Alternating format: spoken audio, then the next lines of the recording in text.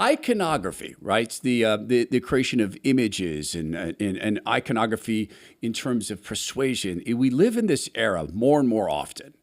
And back in the day of websites, and I guess you would say Web 1.0, images became sort of more, powerful in a way, in that you could create them very quickly and change them in terms of how people responded to them. You could then animate them. And there came a time where anybody can animate anything. And now we live in an era, of course, where anybody can have access to a camera. Anybody can make a TikTok video, and TikToks is very sophisticated in terms of creating these quick cuts. It's all about dopamine, boom, boom, boom, quick cut. No one pauses when they talk. Everybody speaks in one continuous stream, and camera cuts and camera cuts and camera cuts. And we could do that in the studio. Boom, boom, camera, 1, 2, 3, 10. Alex could do a bunch of trickery with this to make it seem like we're part of that whole TikTok thing. Boom, boom, boom. But we also live in a moment where a single image can display for us cultural riffs, be it memes or be it just a headline. And they're very, very pervasive cultural riffs. This is from the New York Times. And it's about so-called Senator Alex Padilla. And look, he's a senator. He got elected in what we assume is a legitimate election. So he gets to use that title. I say so-called because he doesn't do anything to Senate. I guess the verb of being a senator is to Senate. I mean, it's to make laws, it's to provide advice and consent, it's to review foreign policy, and the president runs that, but they review some of the treaties, etc. But he was the guy, and he was assigned a role. Alex Padilla is a BIPOC, and so because of that, he was assigned a role. His role was to go in and make himself such a problem at this press conference with Kristi Noem that he was supposed to be pushed or handled by security. Maybe they didn't think that he would be put on the ground and handcuffed briefly, very briefly. But if you're in the business of guarding department heads for any government agency and someone bum rushes them screaming at the top of their lungs and doesn't say I'm a U.S. senator, or even does, you don't let that person near the principal. I mean, that's like body work 101. No one gets within arm reach of the principal because that's where the knives come out, etc. So they take him to the ground very briefly. They handcuff him very briefly. He says, I'm a United States senator. They figure out, yep, this is Senator Padilla. They let him go. And he goes and he has a 15-minute conversation with Kristi Noem. Okay, here's how the New York Times wanted to frame this for people. And this is a way it just displays this massive cultural rift. Padilla's scuffle stirs painful memories of a childhood spent proving his worth. What? You interrupted a press conference, screaming like a madman. You didn't identify yourself. This isn't your childhood's worth. It's not your worth. It's not your legitimacy as a human. It's not your legitimacy as a senator. It's not your legitimate stance as a BIPOC or not a BIPOC. Was the principal safe?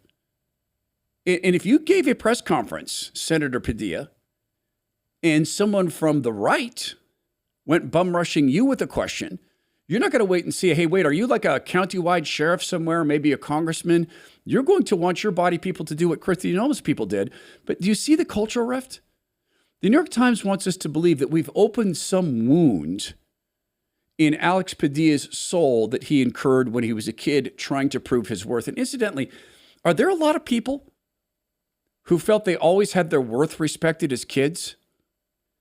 Now, that's one instance. Another has to do with this unaliving of the two Minnesota state reps and the attempt to unalive another. And this story has so many bizarre and murky elements in it that I'm not going to get into playing the game of, is he Republican? Is he Democrat? The arguments can be made on either side. I saw him attending Democrat rallies. I know about the No Kings fires in his car. And I know that there was this vote that he was apparently deeply upset about, not letting criminal illegals or illegal immigrants have access to health care. So I know all these things. There's so much murkiness in this. It seems like his wife was involved in this, or he warned her, hey, Dad just went to war. I don't want you to be involved in this. And so she flees, and she's got their passports and all this cash. So there's so much to this. But I wanted to focus down on a couple things in regard to this cultural rift. Let's start with an "are you kidding me" moment. It appears that the officers, the legitimate police officers, arrived at the location of this unaliving before this guy got there, the alleged shooter. Before he entered the home, 2 Brooklyn Park police officers arrived at the scene. They too had been dispatched to check on Representative Hortman, and they saw Belter standing in front of the house several feet from the door. When Belter saw the officers get out of the car, he drew his weapon and began firing. He rushed into the house through the front door, firing into it. He repeatedly fired into the house, and when he entered, he murdered Representative Hortman and her husband, Mark. So it's tragic and it's brutal and it was premeditated, and he's not being charged that way. Second degree. He had a list. He carried out part of the list. Praise God, he didn't get to the rest of the list. The cops were there and surely confused. Wow, what agency is he from? He got here at the same time. So bizarrely, they don't have an opportunity to stop this guy, or they're not fast enough, or they just can't figure this out. Maybe he is firing back at a perp in the house. Utterly confusing. And then he gets away for a couple of days. But what's so bizarre about this is the charging methodology, but that's criminal stuff. That's lawyer stuff. What I'm talking about is a cultural phenomena that then occurred. And this is one of the big cultural rifts in our country, and it has to do with the selective attention the Mockingbird media pays to people like this. Because there is a brutal meme side by side that goes to the very core of what we're either told or not told. I'm told that they're not going to give this guy's manifesto out. That apparently he wrote some words, just like they didn't give the manifesto out of the gender rebellious girl who went and committed those atrocious acts within that Christian school. That had to be taken by Steven Crowder, apparently went and got that, and someone gave it to him. So I'll show you this meme, and we'll talk about this in a second, because to me, this is something that the Mockingbird media cannot understand. The game makers at the FBI, they can't understand that we're hip to this, because images matter, iconography matters. Hollywood matters. They're the masters of images and iconography and story. And they have, for the worst, shaped culture. And there's been some insurrections in Hollywood, and you have an opportunity to be involved in a pretty major insurrection in Hollywood on behalf of Christ, family, faith, quality stories. Remember when the movie Sound of Freedom came out? And when that came out, there was every effort to stop it. They were 3 years delayed making that movie because of the attempts to stop it. They couldn't get it funded. Then there were questions, could it be in theaters? And then the left played the game of, oh, this never happens. That's not real. Then there was the attempt to destroy the character of the officer on whom it was based. Remember all those things? Well, interestingly, I think God used that to put Angel Studios on the map. And now Angels just came out with a movie that was out at the same time as the ridiculous Snow White disaster. Their movie actually did well. It's an animated feature called King of Kings, based upon Charles Dickens and his work, The Life of Our Lord. In this movie, the animated Charles Dickens is telling his animated son about Jesus Christ. And your family will probably enjoy this like my wife and I did, watching this little boy changed by Jesus Christ. And ultimately, end of this, the change that matters. Now, this is no longer in theaters, but as part of this insurrection, I'm going to give you access to it. Go to angel.com/Todd. Become a premium Angel Studio Guild member. You'll get instant access to that movie, The King of Kings. You'll get instant access to their fan-curated shows. You'll get 2 free tickets to any of their theatrical releases. And the insurrection part, as a premium Angel Studios Guild member, you will join me and millions of other people in voting for the movies that they produce, distribute, and promote. That's an insurrection in Hollywood. It's angel.com/Todd. So this is a very simple meme, and guy put it up on Twitter. It's an account. It's not even that big of an account, but it went ultra viral. The account is C3C_3C_3. Very simple. A picture of Vance Bolte and a picture of Thomas Crooks. Surely you remember Thomas Crooks, right? Isn't that name on the tip of your tongue? Like Lee Harvey Oswald, right? Isn't it? And it says this: I know everything about Vance Bolte in 3 hours. I know nothing about Thomas Crooks in 336 days. How can that be? So Thomas Crooks is the guy who was allowed to bring a rangefinder to an event at which President Trump was speaking. He was allowed to take that rangefinder out to examine different scenarios for delivering his bullets. He was allowed to get up on a rooftop. He was allowed to stay on that rooftop. He was allowed to get in prone position in that rooftop. As 3 officers who were charged with being in the building next door, one didn't show up because he was sick. Another went to the bathroom and then, darn the luck, forgot his key card. Then the other guy went to go get the officer who forgot his key card, and they were all locked out. Look at that. And then that guy Crooks got off these shots, and we know nothing about him. We know about some alleged visits between he and Washington, D.C. We know about some texts. We know that he had some weapons that they don't really figure out he had. We know that he was sort of a decent kid in school, but beyond that, we know nothing. But with Vince Vulture, suddenly we had all sorts of details, including a very, very bizarre biography. And the cultural scenario is this to the Mockingbird media. We know you do not want to dig into Crooks because we know you want that out of the news cycle. And apparently the intelligence services don't want this. And I don't see Kash Patel coming out and saying, hey, let's really talk about who this guy was. This is part of this guy's bio, and it is bizarre. This is how you puff up a bio. Dr. Vance Bolter had been involved with security situations in Eastern Europe, Africa, North America, and the Middle East, including the West Bank. Guys, if you've ever been through airport security, you've been involved in a security situation. Southern Lebanon and the Gaza Strip. He brings a great security aspect forged by both many on-the-ground experiences combined with training by both private security firms and by people in the U.S. military. He brings a great security aspect? What does that mean? Aspect. And training both by private security and people in the U.S. military? Training in what? In being a security guard? Or something else?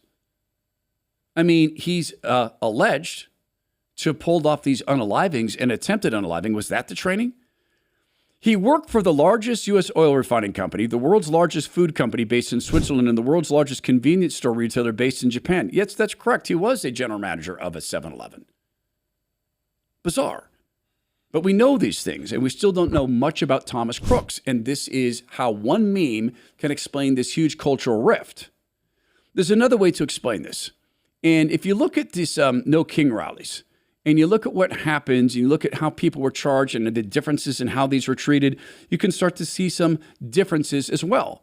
This is from this is a pipe bomb that was revealed in Westchester, Pennsylvania. A No King supporter found with weapons like this. Police, the bomb squad, and the FBI converged on the home of Kevin Krebs in Malvern Monday evening after a more extensive search of the home led to the discovery of a pipe bomb inside. Krebs was arrested Saturday in Westchester while heavily armed near a No Kings protest in the borough.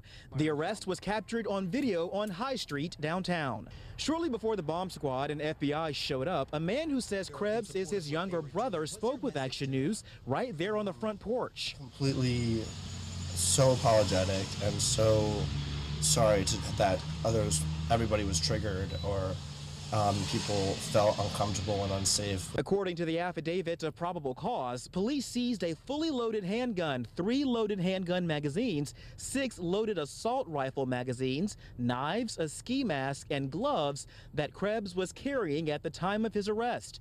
This man says his brother was in downtown Westchester in support of the protest and its message. The message being, we want kings, but not this one.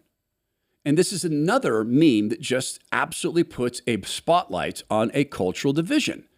Everybody at these rallies was in support of lockdown procedures, forced usage of words to describe people's gender status. Those are kingly powers. They just don't want these kingly powers. The division is this. All the political violence comes from the right. It's simply not true. And it's simply not surprising that we're seeing political violence when it has been stoked and largely from the perspective of the left. After all, Donald Trump is literally Hitler.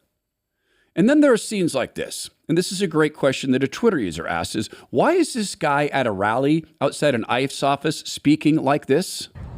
You should be standing here with us. You're on the wrong side of history. We know you got a job to do. But you took an oath to the Constitution, not to the fascists in the White House. Think about what you're doing now. Think about what this means. Coming into our community,